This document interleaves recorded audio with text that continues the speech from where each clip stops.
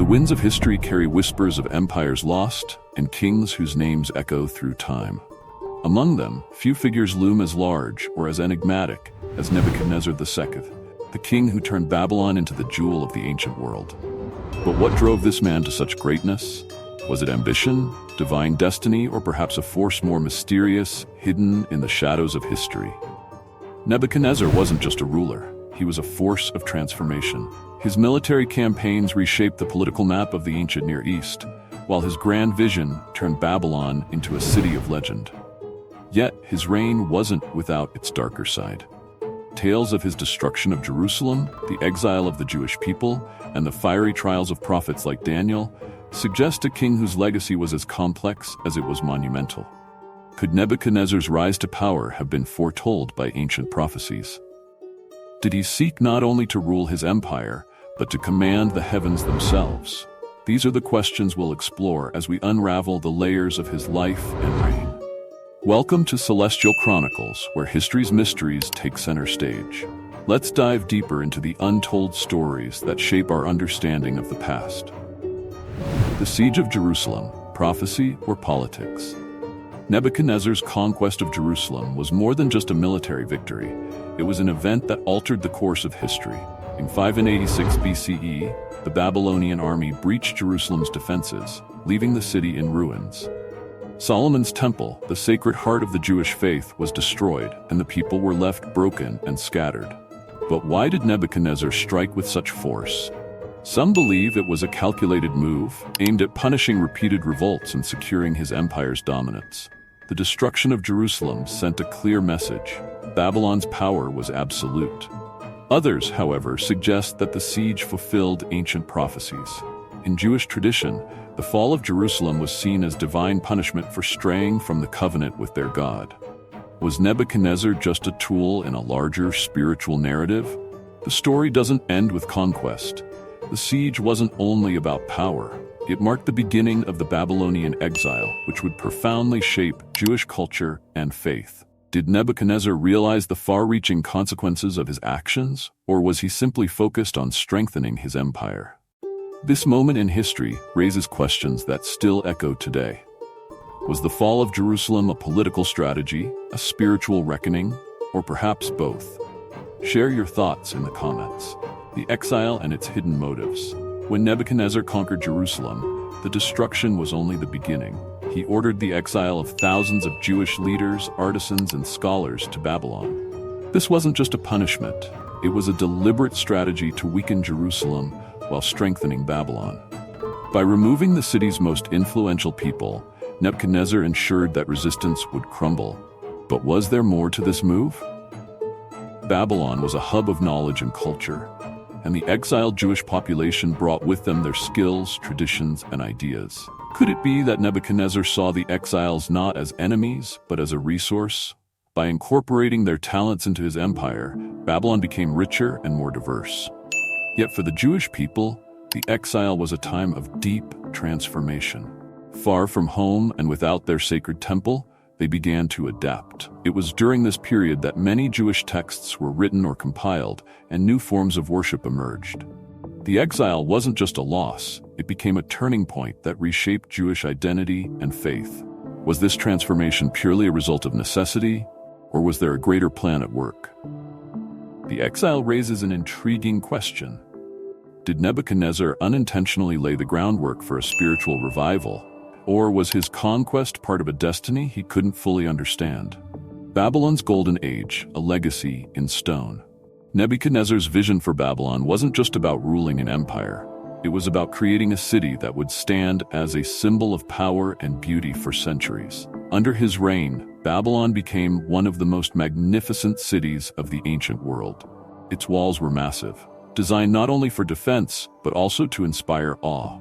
The Ishtar Gate, with its brilliant blue tiles and images of lions and dragons, was both an entrance and a declaration of the city's greatness. One of the most famous stories tied to Nebuchadnezzar's reign is the legend of the Hanging Gardens. These gardens, said to have been built for his wife, Amytis, to remind her of her lush homeland, are considered one of the 7 wonders of the ancient world.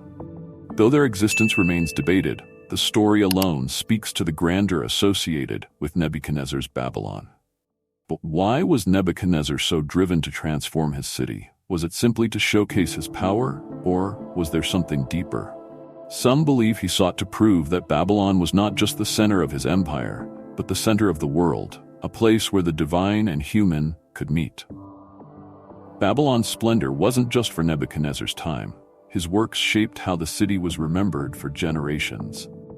Could his ambition to create such a lasting legacy have been an attempt to defy time itself? Madness or revelation? The mystery of Nebuchadnezzar's fall.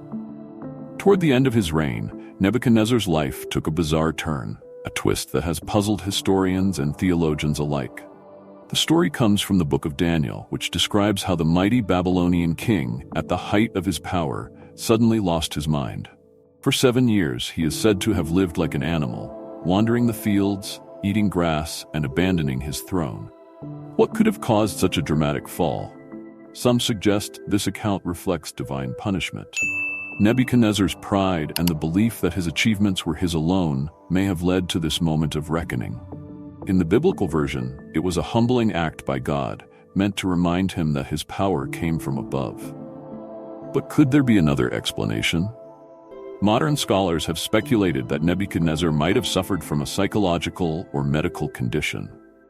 Some propose that he experienced a rare mental illness called lycanthropy, where individuals believe they have transformed into animals.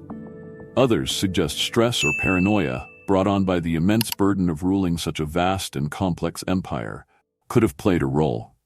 There's also the possibility of political intrigue.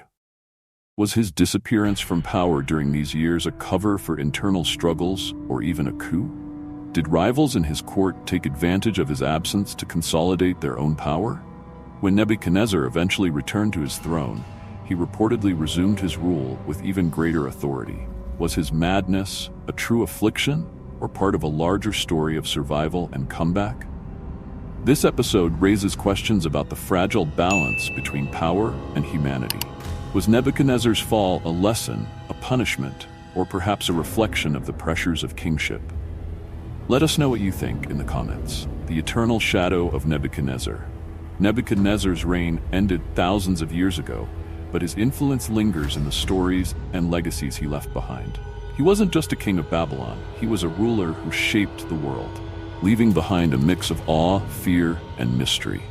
From his military conquests to his architectural wonders, his actions altered the course of history for both his empire and the people he conquered.